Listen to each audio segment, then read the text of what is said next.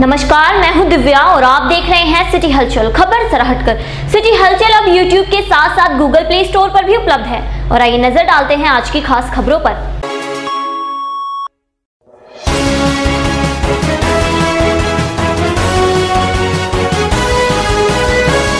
प्रदेश की राजधानी लखनऊ में मोबाइल कंपनी के मैनेजर की 2 पुलिसकर्मियों द्वारा गोली मारकर हत्या करने का मामला सामने आया है, जहां रात्रि के समय 2 पुलिसकर्मियों ने कंपनी मैनेजर विवेक तिवारी की कार पर गोली चलाई, जिसमें गोली विवेक तिवारी को लग गई। वहीं मृतक की कार अनियंत्रित होकर दीवार से टकरा गई। घायल विवेक तिवारी को अस्पताल में भर्ती कराया गया, जहाँ घायल ने दम तोड़ दिया। वहीं परिजनों ने पुलिस प्रशासन मुर्दाबाद के नारे लगाते हुए कार्रवाई की मांग की, जिस पर आईजी और एसएसपी ने दोनों सिपाहियों के विरुद्ध मुकदमा दर्ज करने के आदेश दिए। वहीं एसएसपी कलानिधि नैथानी ने बताया कि सना की तहरीर पर धारा 302 के तहत मुकदमा दर्ज कर दिया गया है और 2 सिपाहियों को भी गिरफ्तार किया गया है। इस मामले पर मुख्यमंत्री योगी आदित्यनाथ ने कहा कि दोषियों के विरुद्ध कार्रवाई की जाएगी और अगर आवश्यकता पड़ी तो इस मामले की जांच सीबीआई से कराई जाएगी। घटना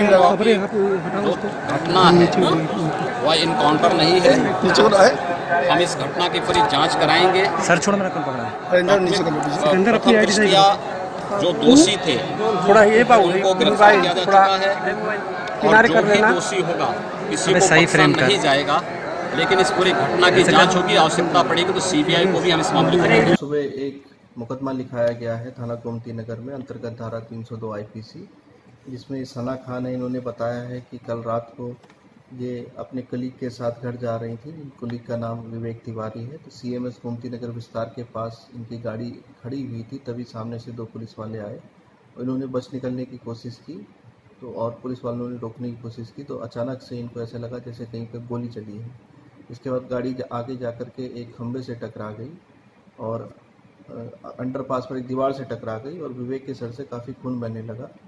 इसने सना ने मदद मांगी और कुछ ही देर बाद पुलिस आई और उन सबको अस्पताल ले गई और उसके बाद सूचना प्राप्त हुई कि अस्पताल में इसकी मृत्यु हो गई विवेक की। इसमें मौके पर आला अधिकारी सभी अधिकारी वहां पर पहुंचे और घटनास्थल का मुआयना किया गया। इस पूरे प्रकरण में जो बात घटनास्थल से और प्रत्यक्षदर्शियों से निकल कर के आई है कि जब वहां पर ये गाड़ी खड़ी थी और इनसे जब संदिग्ध कुछ गतिविधि वहां पर पुलिस को लगी, पुलिस ने जब पूछताछ की तो गाड़ी थी वो आगे चल के पुलिस की मोटरसाइकिल को हिट की है, जिससे उसकी मोटरसाइकिल भी क्षतिग्रस्त हो गई और पुलिस कर्मी भी वहाँ पर चोटिल हुए। जब गाड़ी फिर बैक हुई तो जैसा कि बताया गया है कि बैक होने के बाद जब फिर गाड़ी आगे बढ़ रही थी तो पुलिस कर्मी ने वहाँ पर जो कांस्टेबल है प्रशांत चौधरी, उसने एक फायर किया जो उसकी विंडशील्ड पे लगा है गाड़ी के और विंडशील्ड को पार करते हुए अंदर चला गया। इसके बाद गाड़ी वहाँ पर बहुत तेज स्पीड से आगे को निकली, आगे चल के अंडरपास के पास एक खंभे पर टकराई। इस पूरे घटना में जो मृतक हैं इनके मृत्यु जब गाड़ी टकराई है उसके बाद एक्सीडेंटल चोटों से हुई या बुलेट से हुई है, इसका सही जानकारी पोस्टमार्टम के बाद हो पाएगी। फिलहाल जो है जो सना है इनके तहरीर के आधार पर अंतर्गत आईपीसी 302 मुकदमा दर्ज किया गया है। दोनों ही कांस्टेबल प्रशांत चौधरी और संदीप को हिरासत में ले लिया गया है और इनसे पूछताछ जारी है। एसएसपी सुधीर कुमार सिंह के निर्देशन में चलाए जा रहे संदिग्ध व्यक्ति एवं वाहन धरपकड़ अभियान के तहत थाना छपार पुलिस को बड़ी सफलता मिली है, जहां छपार थाना अध्यक्ष के नेतृत्व में पुलिस टीम द्वारा NH 58 स्थित गांव बढ़ड़ी मोड़ पर चेकिंग अभियान के दौरान एक मैक्स पिकअप गाड़ी सवार 3 युवकों को रोकने का प्रयास किया गया, जिस पर अभियुक्तों ने पुलिस टीम पर फायरिंग कर दी, जिसमें पुलिसकर्मी बाल बाल बच गए। वहीं पुलिस ने तीनों अभियुक्तों को भारी मशक्कत के बाद गिरफ्तार कर लिया, जिनके कब्जे से पुलिस ने 8 चोरी की मोटरसाइकिल, एक मैक्स पिकअप गाड़ी, तमंचे और कारतूस बरामद किए हैं। पकड़ गए तीनों युवक मोहित पुत्र चुन्नीलाल निवासी परई थाना छपार, मोहन उर्फ मोनू पुत्र महकार सिंह निवासी परई थाना छपार और कल्लू पुत्र ओमपाल निवासी गांव टिकोला मंगलोर हरिद्वार हैं। एसपी क्राइम राम भवन चौरसिया ने पुलिस लाइन सभागार में मामले का खुलासा किया, जहां पुलिस ने तीनों अभियुक्तों को जेल भेज दिया।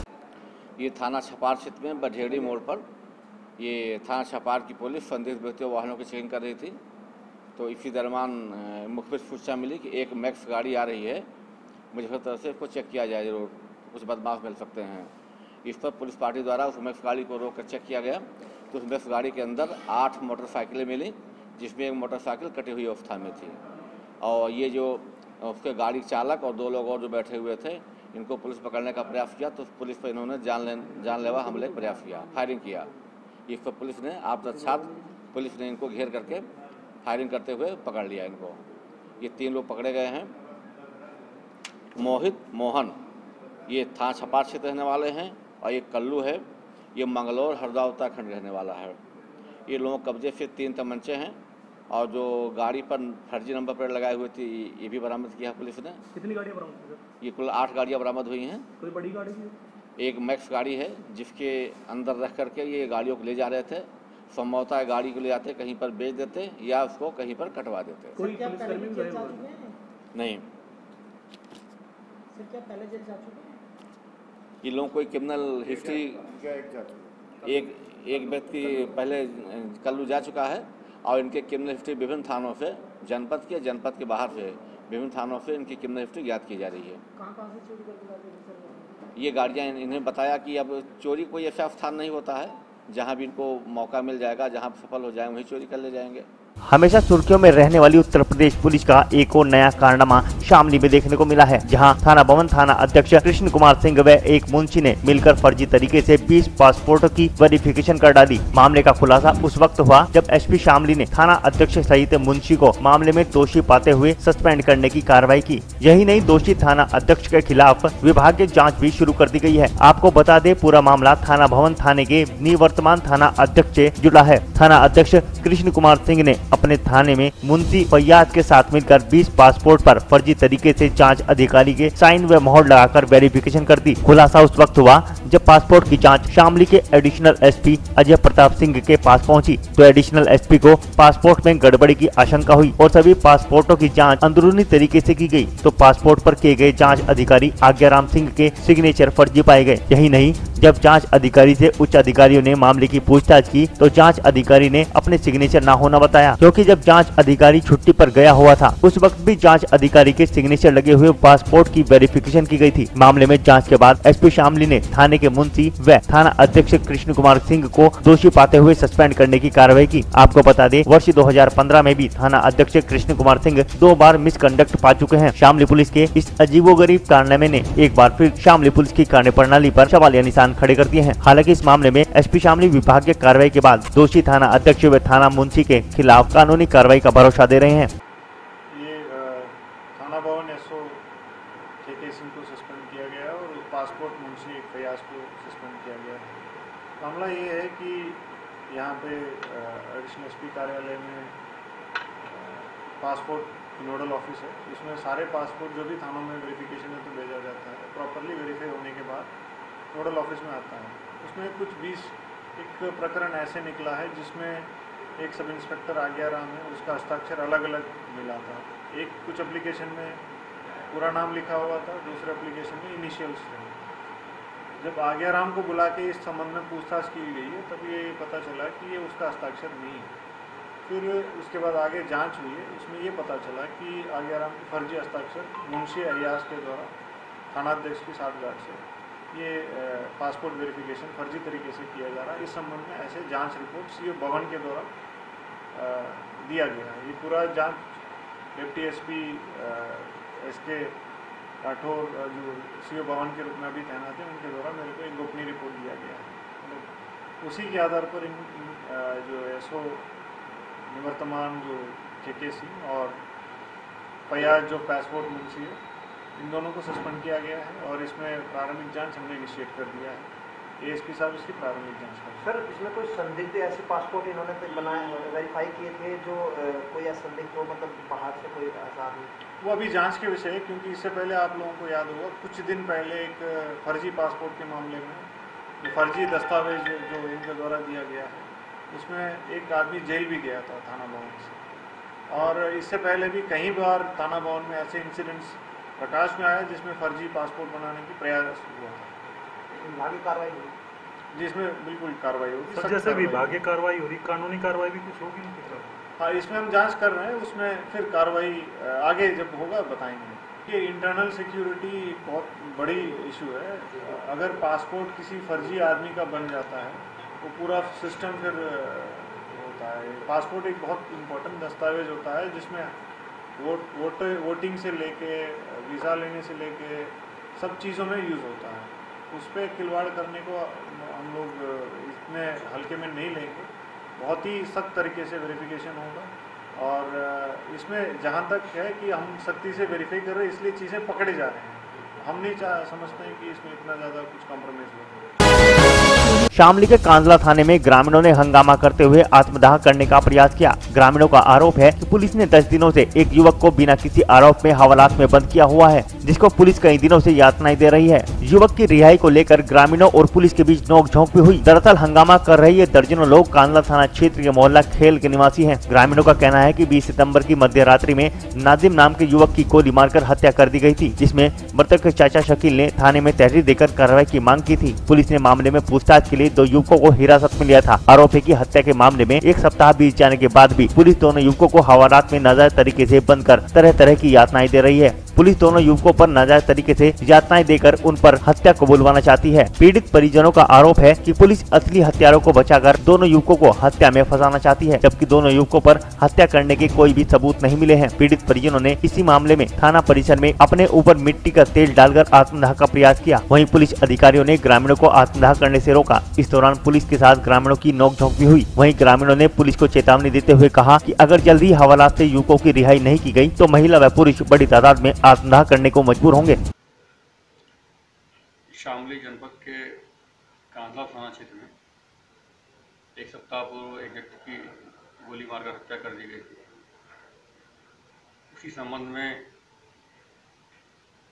संदिग्ध जो थे उनसे पूछताछ की जा रही है।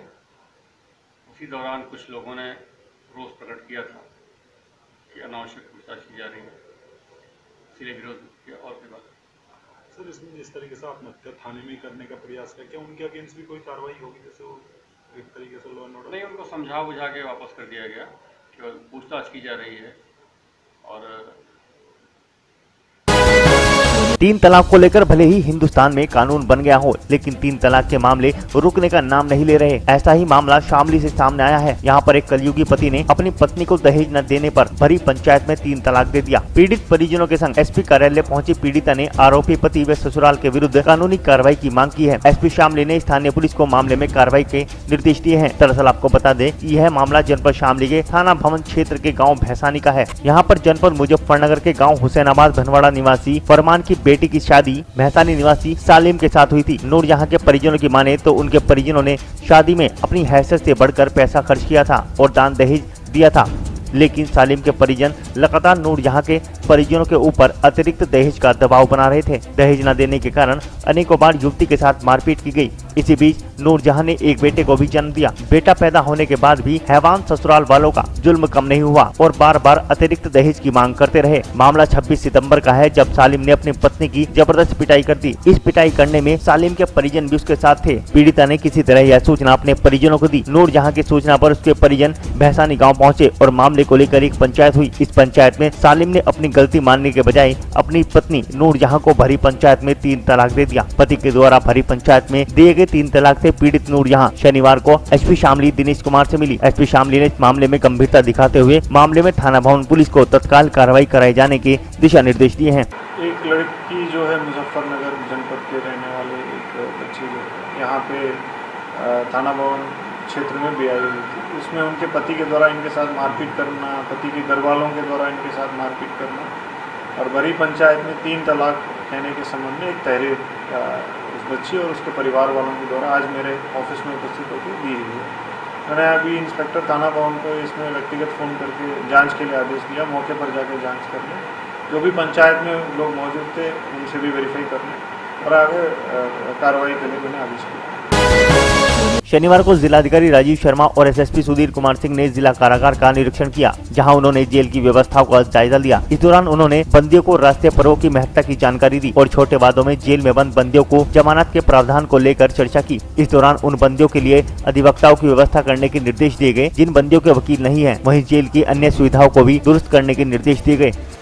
और हम लोग कोशिश ये कर रहे हैं कि जेल में जितने भी लोग हैं सुधारात्मक कदम उठाए जाए। 2 अक्टूबर के बारे में लोगों को बताया जाए, यहाँ के बंदियों को समझाया जाए, यहाँ पे जो जितने भी त्यौहार हैं, नेशनल त्यौहार हैं, उनके बारे में बताया जाए। और इसके साथ साथ जो है जो कम छोटे अपराध वाले जो बंदी हैं उनको हम जिला विधिक सहायता समिति के माध्यम से कोशिश करेंगे कि उनको भी जल्दी उनकी जमानत दे दी जाए। जिन लोगों के वकील नहीं हैं उनको भी जो है सहायता दी जाए। इस तरह की काफ़ी चीज़ें देखने को आई और एक रूटीन इंस्पेक्शन था। सर, जिला अस्पताल के अंदर से कई बार मरीजों को जिला अस्पताल भेजा जाता है, जो जेल के अंदर जो अस्पताल है, क्या उस जेल के अंदर के अस्पताल की स्थिति ऐसी नहीं है कि जिला अस्पताल में उनको बार बार रेफर किया जाता है? देखिए, जेल के अस्पताल की लिमिटेशंस होती हैं। जो गंभीर प्रकृति के रोगी होते हैं उनको जिला अस्पताल भेजना ठीक है। एसएसपी सुधीर कुमार सिंह के निर्देशन में शनिवार को महिला थाना अध्यक्ष मीनाक्षी शर्मा ने टीम के साथ मिलकर मनचलों के विरुद्ध चेकिंग अभियान चलाया, जिसमें स्कूल टाइम के दौरान कॉलेज और स्कूलों के बाहर घूमने वाले युवकों से पूछताछ की गई। वहीं संदिग्ध युवकों को हिरासत में भी लिया गया। यह चेकिंग अभियान आर्यसमाई रोड, प्रेमपुरी, रुड़की रोड सहित कई स्थानों पर चलाया गया। शुक्रवार देर शाम लोकल इंटेलिजेंस यूनिट द्वारा नगर के रेलवे स्टेशन पर सघन चेकिंग अभियान चलाया गया, जिसमें यात्रियों व आसपास के व्यापारियों के सामानों की तलाशी ली गई। इस दौरान मेटल डिटेक्टर सहित आधुनिक उपकरणों के सहारे जांच अभियान चलाया गया। दरअसल कुछ दिनों पूर्व ही सहारनपुर रेलवे स्टेशन पर अज्ञात पत्र के द्वारा कई रेलवे स्टेशनों और धार्मिक स्थलों को बम से उड़ाने की धमकी दी गई थी, जिसमें उत्तर प्रदेश और हरियाणा में भी बम विस्फोट की धमकी दी गई है। यह पत्र लश्कर तैयबा के एरिया कमांडर मौलवी अबू बुखारी के नाम से भेजा गया था, जिस पर खुफिया विभाग ने सतर्कता बरतते हुए जिले में रेलवे स्टेशन के परिसर और रेलों के अंदर भी चेकिंग अभियान चलाया।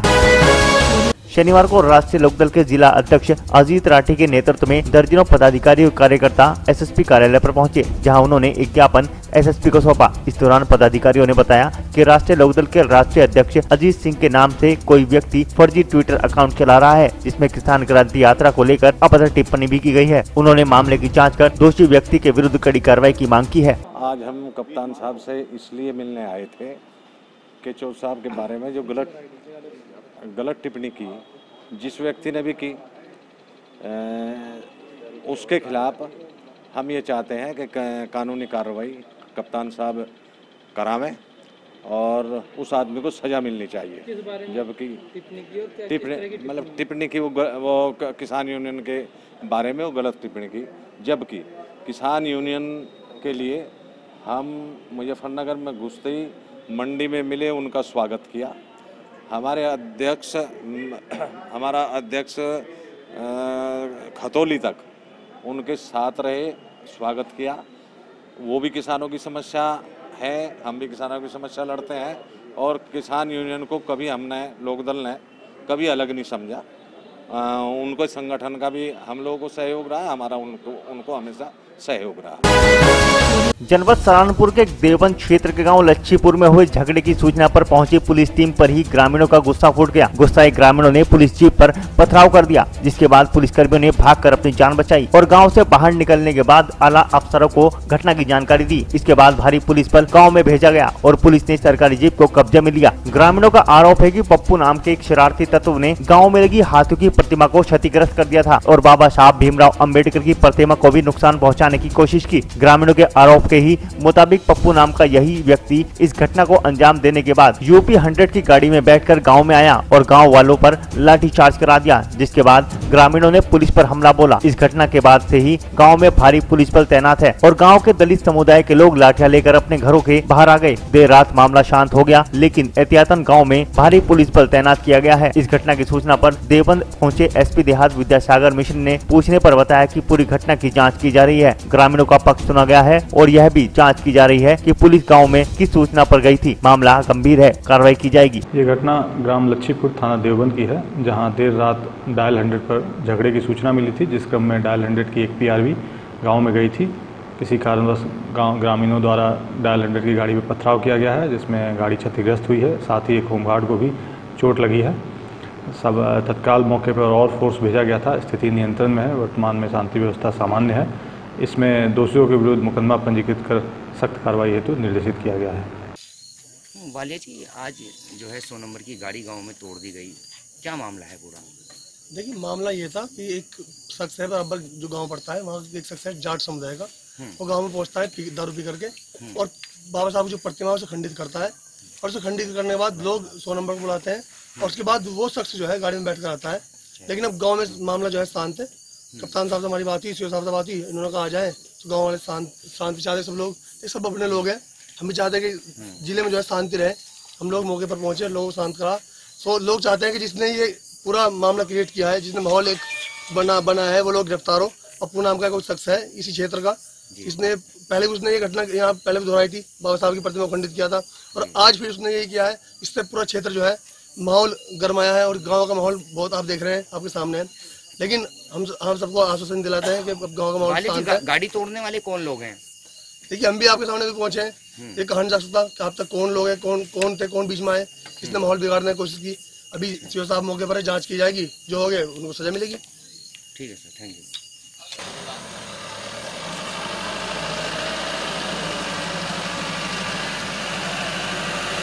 भाई थोड़ा बाइक चाहिए जरूर। बाइक कर लेंगे वालिया भाई। जी ऐसा है, गाँव वालों से ऊपर करा दो, अपना हाँ, पक्ष रखेगा। अभी चलेंगे भैया, 2-4 बंदे करेंगे, माहौल भी सही होगा।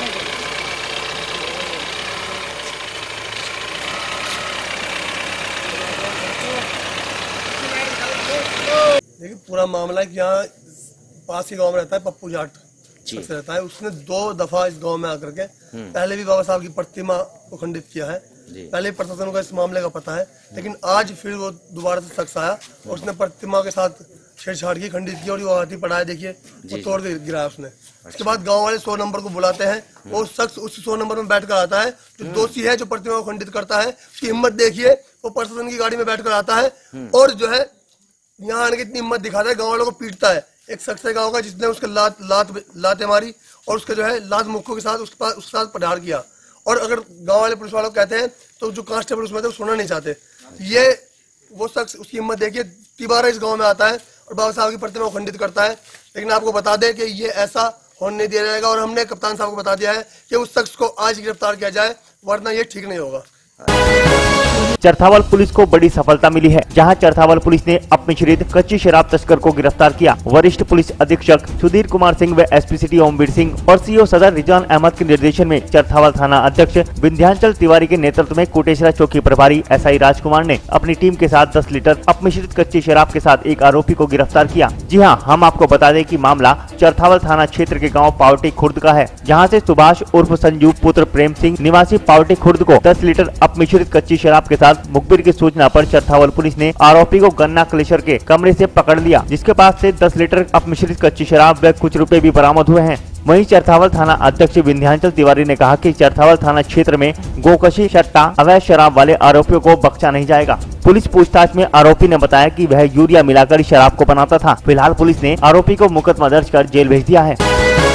जनपद शामली के कस्बा थाना भवन में भवन पुलिस द्वारा प्रेस कॉन्फ्रेंस कर एक दिन पूर्व पंजाब नेशनल बैंक में हुई चोरी का खुलासा कर चोरी किए गए 10,000 रुपए बरामद कर मां सहित 2 बेटों को जेल भेजा गया है। आपको बता दें कि 28 सितंबर को गोपाल शर्मा निवासी गांव खानपुर थाना भवन शुक्रवार को अपने गांव से रुपए निकालने के लिए थाना भवन स्थित पंजाब नेशनल बैंक में आए थे, जहां से उसने अपने खाते से 10,000 रुपए निकाले थे। गोपाल शर्मा जैसे ही बैंक से बाहर निकले तो उन्होंने देखा कि उनके थैले से बैंक से निकाले गए 10,000 रुपए गायब हो गए हैं। गोपाल शर्मा ने इसकी तहरीर थाना भवन थाने में दी थी, जिसको संज्ञान में लेते हुए एसआई धर्मेंद्र यादव ने कार्रवाई शुरू कर दी थी। बीती रात जब एसआई धर्मेंद्र यादव अपनी टीम के साथ गश्त कर रहे थे तो मुखबिर ने सूचना दी कि पंजाब नेशनल बैंक में चोरी के संदिग्ध थाना भवन रेलवे स्टेशन पर हैं, जो कहीं जाने की फिराक में हैं। सूचना मिलते ही एसआई धर्मेंद्र यादव अपनी टीम के साथ रेलवे स्टेशन पर पहुंच गए और 2 युवक व एक महिला को हिरासत में ले लिया। पूछताछ करने पर उन्होंने अपने नाम दीपक सिसोदिया, प्रशांत सिसोदिया, पुत्रगण प्रताप सिसोदिया, शब्बोबाई पत्नी प्रताप सिसोदिया, निवासीगण गाँव गुलखेड़ी, थाना बोडा, जनपद राजगढ़, मध्य प्रदेश बताए। पूछताछ करने पर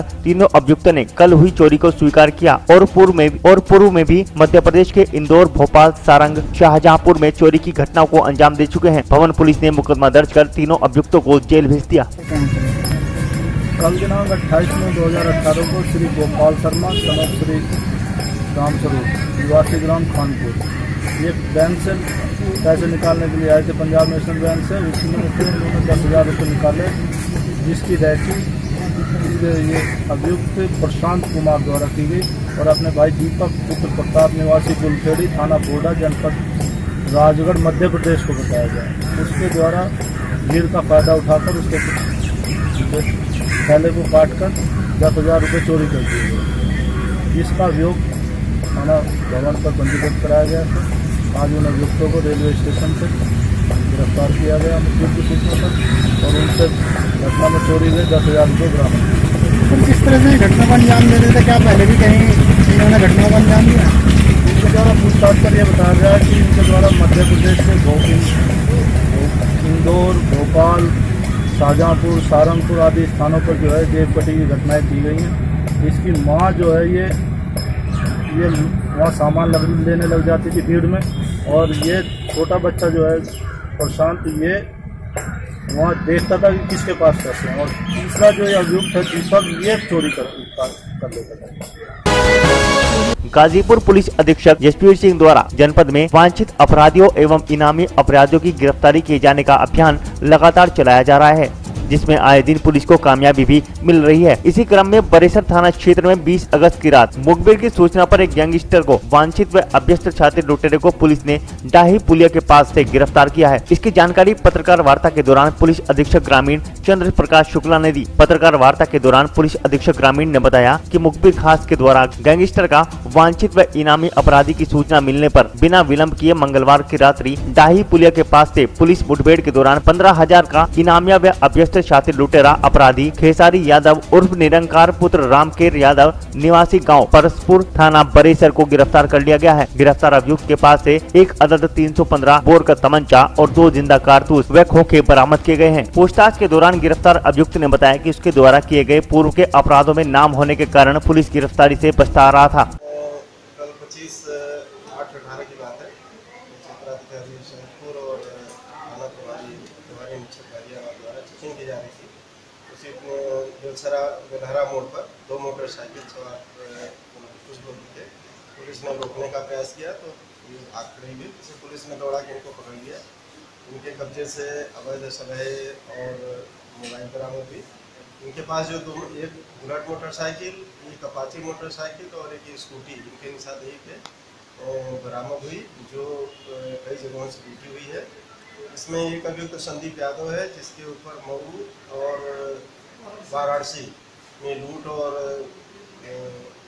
हत्या करने के प्रयास के मुकदमे दर्ज है। और दूसरा अनिल यादव है, वो भी सादात का रहने वाला है। वो भी पहले भी इसमें मोटरसाइकिल चोरी होने की घटनाओं में प्रकाश पा चुका है। ये बहुत अच्छा पुलिस द्वारा कार्य किया गया है, इससे घटनाओं में कुछ नहीं।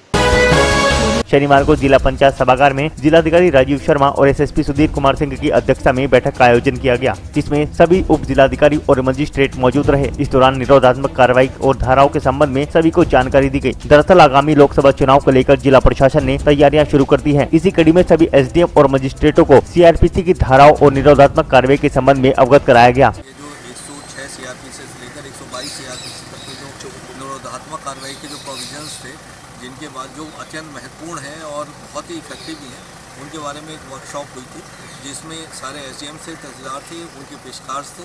हमारे पुलिस पक्ष की तरफ से मैं, मेरे एडिशनल एसपी, सीओ साहबान और सारे थानाध्यक्ष उनके हेड मॉडरेटर थे, क्योंकि निरोधात्मक कार्रवाई प्रपोज पुलिस करती है और उसे एग्जीक्यूट जो है एग्जीक्यूटिव मजिस्ट्रेट करता है। तो बहुत सारी बारीकियां थी जिनके बारे में डीएम साहब द्वारा बताया गया, और ये वर्कशॉप बहुत ही यूज़फुल रही, क्योंकि आगे आने वाला इलेक्शन अब आने वाला है, उसमें निरोधात्मक कार्रवाइयाँ होंगी, उसके दृष्टिकोण से भी अत्यंत महत्वपूर्ण है। और इसमें बहुत ही महत्वपूर्ण बारीकियाँ जो हैं इन धाराओं की सब डीएम साहब द्वारा बताई गई।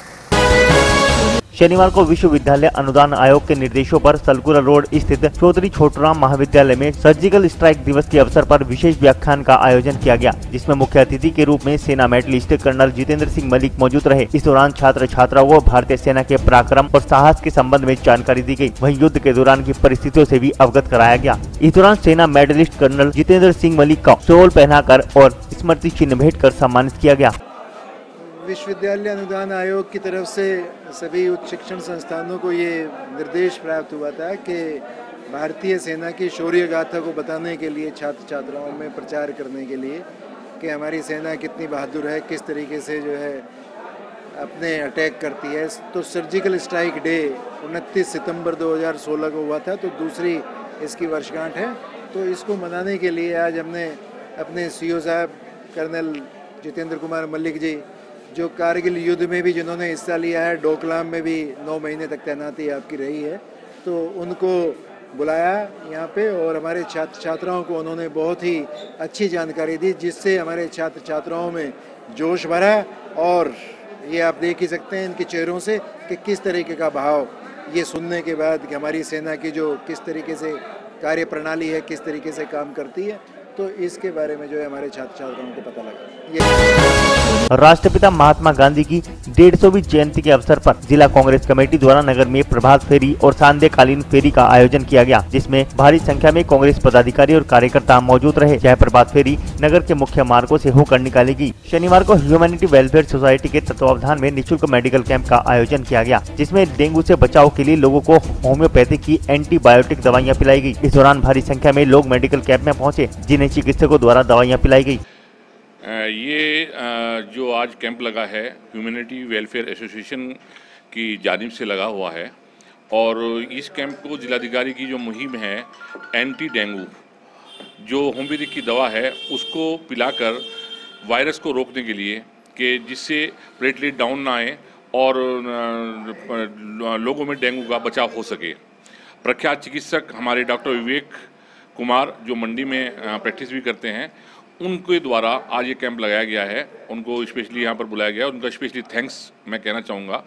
और ख़ास तौर से इस ह्यूमैनिटी वेलफेयर एसोसिएशन के जितने पदाधिकारी हैं उन लोगों का बहुत बहुत शुक्रगुजार को आज यहाँ गरीब बस्ती में आकर इन्होंने कैंप लगाया है। जिन लोगों को दवाई बहुत कम मुयस्सर होती है उसको इन्होंने यहाँ दवाई पिलाकर इसको रोकने का काम किया है। मैं उसको उनको सबको शुभकामनाएं देता हूँ और उम्मीद करता हूँ जैसे अभी शाम में भी एक कैंप ये लगा रहे हैं जामिया नगर में, और भी आगे कैंप लगाएंगे। और डॉक्टर विवेक ने बिल्कुल वादा किया है कि मैं हर कैंप के अंदर हाजिर रहूँगा। शनिवार को ARTO कार्यालय पर स्वच्छता पखवाड़ा के तहत सफाई अभियान चलाया गया, जिसमें नगर विधायक कपिल देव अग्रवाल सहित ARTO कार्यालय के अधिकारियों और कर्मचारियों द्वारा कार्यालय के बाहर सफाई की गई। इस दौरान नगर विधायक द्वारा सभी को स्वच्छता की शपथ दिलाई गई। दरअसल 15 सितंबर से 2 अक्टूबर तक प्रधानमंत्री नरेंद्र मोदी के आह्वान पर स्वच्छता पखवाड़ा मनाया जा रहा है, जिसमें सभी को स्वच्छता के प्रति जागरूक किया जा रहा है। इसी कड़ी में ARTO विभाग द्वारा भी स्वच्छता पखवाड़े के तहत सफाई अभियान चलाकर स्वच्छता के प्रति जागरूक किया गया। आज मुजफ्फरनगर में ARTO ऑफिस पर स्वच्छता अभियान शुरू किया गया।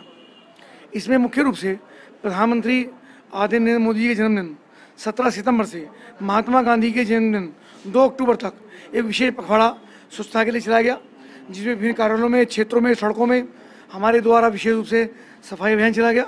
आज ARTO ऑफिस में कार्यक्रम हुआ है, जिसमें हमारे राजीव बंसल ARTO और मिस्टर विनीत मिश्रा जो सेकंड ARTO हैं, इन सब के प्रयास से यहाँ के कर्मचारियों के माध्यम से, जो यहाँ पे अन्य लोग हैं, वाहन जिनके पंजीकृत हैं, ऐसे सब लोगों के माध्यम से स्वच्छता अभियान चलाया गया।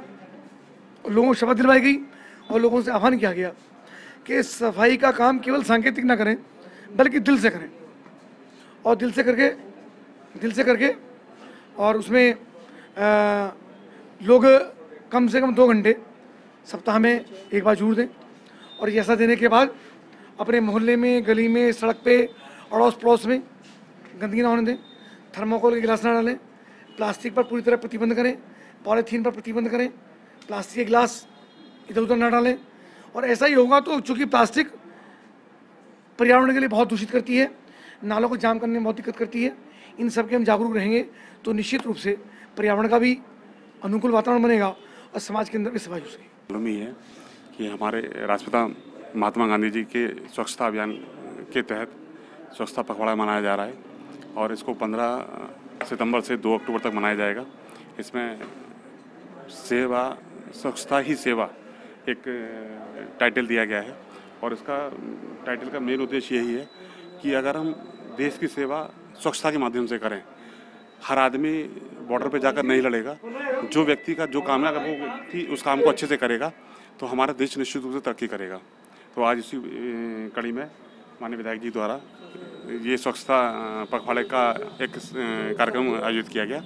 इसमें सभी लोगों को स्वच्छता से संबंधित शपथ दिलाई गई और मेरा ये विश्वास है कि इस स्वच्छता पखवाड़े के माध्यम से सभी लोग सफाई के प्रति जागरूक होंगे और हमारा देश स्वच्छ होगा। जिससे कस्बा मीरापुर में खुदरा व्यापार में विदेशी निवेश व FDI के विरोध में पश्चिमी उत्तर प्रदेश संयुक्त उद्योग व्यापार मंडल के तत्वावधान में घोषित बाजार बंद के तहत मीरापुर इकाई के पश्चिमी उत्तर प्रदेश व्यापार मंडल के व्यापारियों ने व्यापार मंडल के अध्यक्ष कन्हैयालाल माहेश्वरी व महामंत्री अनिल नंदावानी के नेतृत्व में कस्बे का संपूर्ण बाजार बंद रखते हुए व्यापारी एकता जिंदाबाद के नारे लगाकर अपना विरोध प्रकट किया। वहीं व्यापारियों ने धरना प्रदर्शन भी किया तथा देश के प्रधानमंत्री नरेंद्र मोदी के नाम खुदरा व्यापार में विदेशी निवेश व FDI के विरोध पौध सहित विभिन्न मांगों को लेकर प्रेषित एक ज्ञापन मीरापुर थाने के कस्बा इंचार्ज विनोद कुमार को सौंपा। मीरापुर में बाजार बंद इस दौरान पूर्णतः सफल रहा। सैकड़ों व्यापारियों ने धरने के दौरान अपने विचार रखे। हमारा बंद जो है ये हमारा प्रधानमंत्री नरेंद्र मोदी जी को पत्र है और हम उनको अवगत कराना चाहते हैं। वालमार्ट, फ्लिपकार्ट डील एवं खुदरा व्यापार में विदेशी निवेश के खिलाफ के मुद्दे पर confederation of all India traders के द्वारा जो आयोजित आज भारत बंद हुआ था उसका हम समर्थन कर रहे हैं। तो क्या आज मीरापुर में पूर्ण बाजार बंद रहा है? पूर्णतः बाजार बंद रहा है। इसके बारे में आपने किसी को ज्ञापन दिया है? हाँ, हमने आज जो ज्ञापन दिया है वो दिया है यहाँ के कस्बा इंचार्ज विनोद कुमार जी। कस्बा रामराज के खालसा यूथ क्लब के अध्यक्ष हरजीत सिंह कोहलो के नेतृत्व में गुरुद्वारा गुरु नानक सिख संगत रामराज में शहीद आजम सरदार भगत सिंह का जन्मोत्सव बड़े ही हर्षोल्लास के साथ मनाया गया। यहाँ खालसा यूथ क्लब के सदस्यों ने सभी क्षेत्रवासियों के साथ गुरुद्वारे में श्री सुखमणी साहब जी का पाठ गुरुबानी कीर्तन कर विशाल लंगर का आयोजन किया, जिसमें सिख समुदाय के अलावा सर्वधर्म के लोगों ने बढ़ चढ़ कर हिस्सा लिया। इसके बाद खालसा यूथ क्लब के सदस्यों ने शहीद सरदार भगत सिंह की याद में गुरुद्वारा गुरु नानक सिख संगत रामराज से हादर की ओर से गुरुद्वारा पंच प्यारा भाई धर्म सिंह जी के जन्म स्थान तक करीब 3 किलोमीटर लंबा मोटरसाइकिल व अन्य वाहनों द्वारा विशाल यादगारी मार्च निकाला। और आज के अंक में बस इतना ही। कल फिर से हाजिर होते हैं कुछ और नई ताजा खबरों के साथ। तब तक देखते रहिए सिटी हलचल, खबर से हटकर।